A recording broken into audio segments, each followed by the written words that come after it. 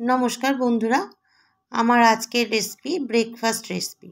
এটা আপনারা ডিনারেও খেতে পারবেন। তো কড়াইটা আগেই বসিয়ে দিয়েছি একটু গরম হওয়ার জন্য। এখানে নিয়েছি আধ বাটি ওটস আর 1 বাটি চিড়ে।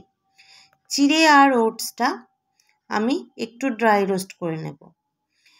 তো একটুখানি মানে ভালোভাবেই ড্রাই রোস্টটা করতে হবে, কারণ দুটোই তো কাঁচা। তো খুব ভালোভাবে আমি এটাকে ড্রাই রোস্ট করে নেব।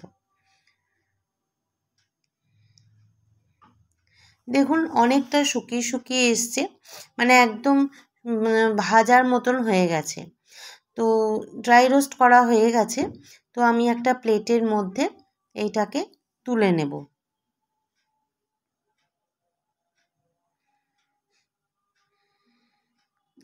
গ্যাসটা কিন্তু আমি অফ করব না, কারণ কড়াইটাতে এক্ষুনি আমি কিছু সবজি ফ্রাই করে নেব। ফ্রাই মানে একদম যে ছাঁকা তেলে ফ্রাই করব তা নয়, একদম কম তেলে। আর এটা একদম হেলদি একটা খাবার।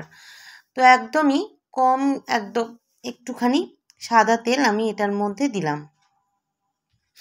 একদম কম, একটুও যেন বেশি তেল এর মধ্যে না চলে যায়। তো ভালো করে কড়াইটার মধ্যে তেল দিয়ে কড়াইটার চারপাশে তেলটা লাগিয়ে নেব। এবার আমি কিছু এখানে সবজি নিয়েছি।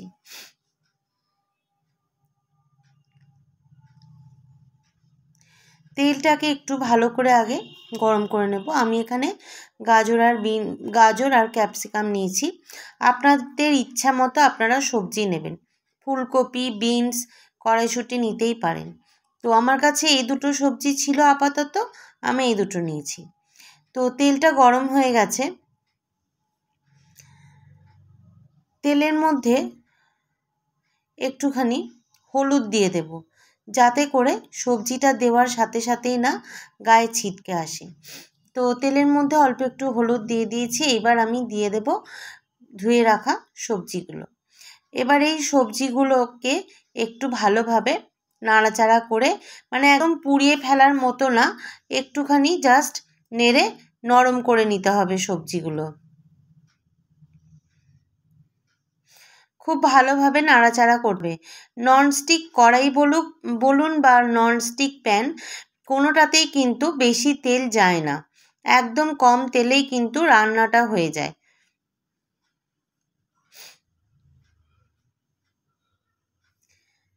এর মধ্যে আমি হাফ পেঁয়াজ আর একটা কাঁচা লঙ্কা দিয়েছি।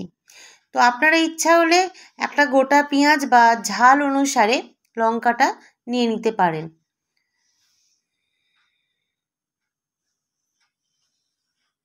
খুব ভালোভাবে নাড়াচাড়া করে সবজিগুলো একটু নরম করে নেব।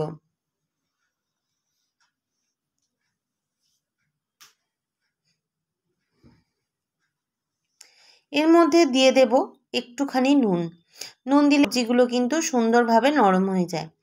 তো নুনটা দিয়েও ভালোভাবে মিশিয়ে নেব সবজির সাথে।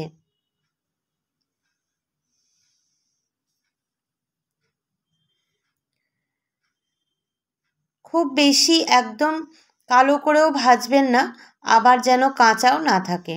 ভালো করে একটুখানি এগুলো ভাজা ভাজা করে নিতে হবে। এবার এই যে দেখছেন চিড়ে আর ওটস যেটা ড্রাই রোস্ট করেছি, ওটা আমি মিক্সিতে একটু একদম মানে শুকনো করে নেব, মানে একদম ডাস্ট করে নেব। তো আমার ওটাকে গুঁড়ো করা হয়ে গেছে।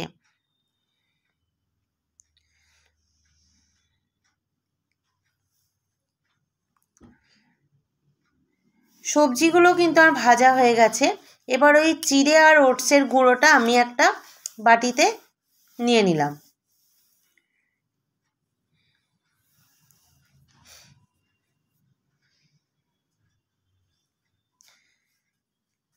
সবজিগুলো একদম দেখুন নরম হয়ে গেছে।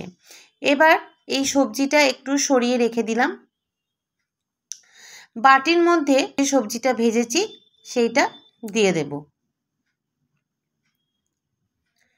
সবটা সবজি আমি কিন্তু বাটির মধ্যে দিয়ে দিলাম।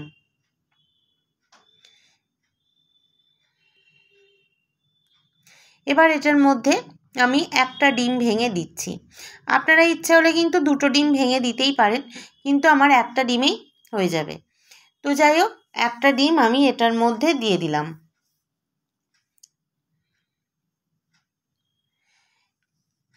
এবার একটু ভালোভাবে মিশিয়ে নেব। তার আগে দিয়ে দেব অল্প একটু নুন। ভাজার মধ্যেও কিন্তু নুন দেওয়া আছে। দিয়ে পুরোটা একটু ভালোভাবে মিশিয়ে নেব। এবার দিয়ে দেব জল। অল্প অল্প করে জল দিয়ে একটা ঘন ব্যাটার তৈরি করব। অনেকটা জল একসঙ্গে দিয়ে দেবেন না, তাহলে একদম কিন্তু ব্যাপারটা পাতলা হয়ে যাবে, ভালো লাগবে না। তো যেহেতু ওটস দেওয়া আছে তাই এটাতে একটু বেশি কিন্তু জল টানবে, সেই জন্য সেই আন্দাজ বুঝে জলটা দিয়ে একটা ঘন ব্যাটার আপনারা তৈরি করবেন। ভালোভাবে ব্যাটারটাকে ফেটিয়ে নিতে হবে।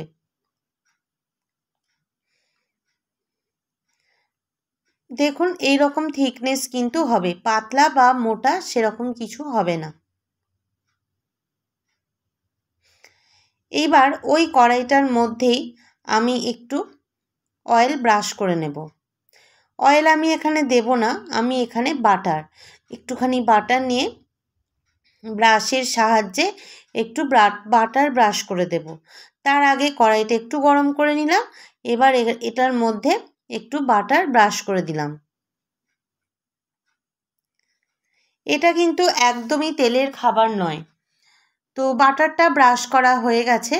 এবার এর মধ্যে আমি হাতায় করে এক হাতা করে আমি এটার মধ্যে দিয়ে দেব।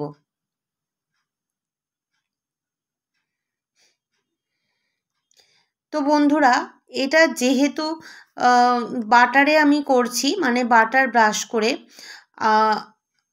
তো একটু আধটু না এটা একটু ভেঙে যেতে পারে। আমারও গেছে, তো আপনাদেরও এটা ভেঙে যেতে পারে, কিন্তু এটা খুব হেলদি খাবার।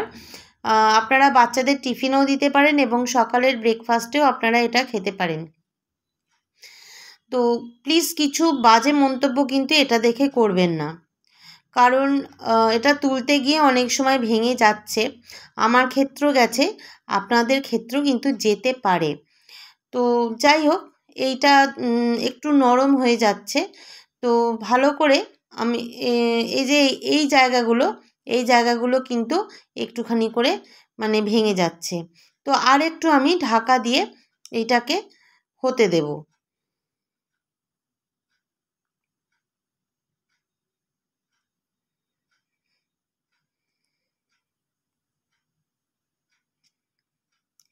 এটা একটুখানি হাতের সময় নিয়ে করলে বেশ ভালোভাবে কিন্তু হয়ে যায়।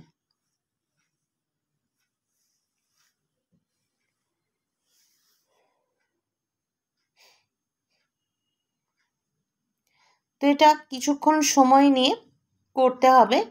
তো এটা এইবার আমি ঢাকাটা খুলে আর একবার দেখব যে এটা হয়েছে কিনা।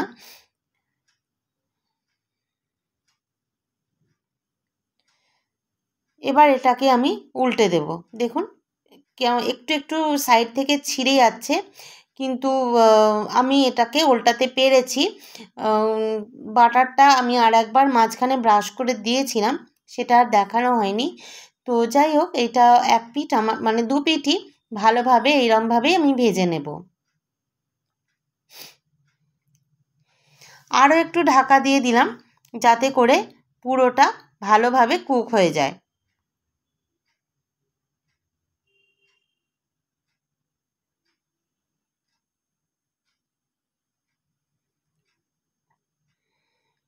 তবে এই রান্নাটা একটুখানি হাতে সময় নিয়ে করতে হবে, কারণ এই যে সাইডগুলো কাঁচা কাঁচা থাকছে বা ভেতরটা কাঁচা কাঁচা থাকছে, তাহলে সেটা আর থাকবে না, একদম ভালোভাবে কুক হয়ে যাবে।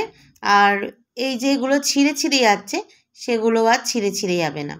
তো যাই হোক, আমি এইগুলোকে সবকটা একসঙ্গে ভেজে নেব। তো দেখুন এটা কিন্তু আমার ভাজাটা হয়ে গেছে।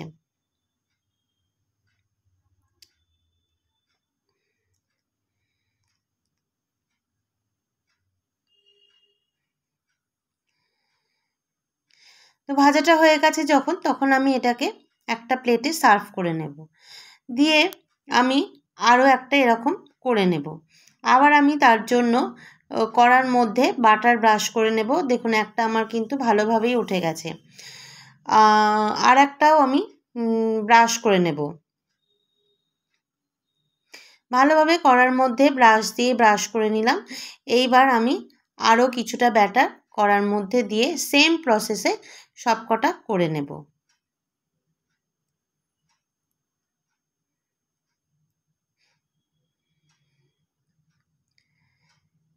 একদম অনেকটাও দেবেন না, আবার একদম যে পাতলা হবে সেটাও করবেন না।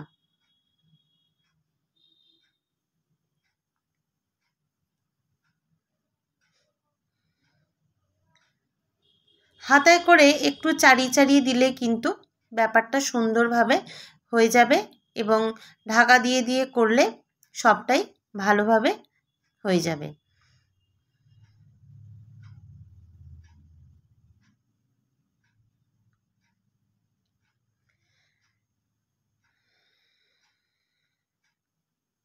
দেখুন আমার সবটাই কিন্তু হয়ে গেছে। তো এরকম একটা হেলদি ব্রেকফাস্ট পেতে আমার চ্যানেলটা সাবস্ক্রাইব করে রাখবেন, আর ফেসবুক পেজ থেকে দেখলে পেজটা ফলো করে দেবেন। আর সাবস্ক্রাইব করার সময় পাশে থাকা বেল আইকনটা প্রেস করে দেবেন। ভালো লাগলে একটা লাইক করবেন, কমেন্ট করবেন, আর বন্ধু বান্ধব আত্মীয় স্বজনের সাথে প্রচুর শেয়ার করবেন। বেল আইকনটা প্রেস করে দেবেন, তাহলে যে কোনো নোটিফিকেশান দেওয়ার সাথে সাথে সবার আগে চলে যাবে আপনার কাছে।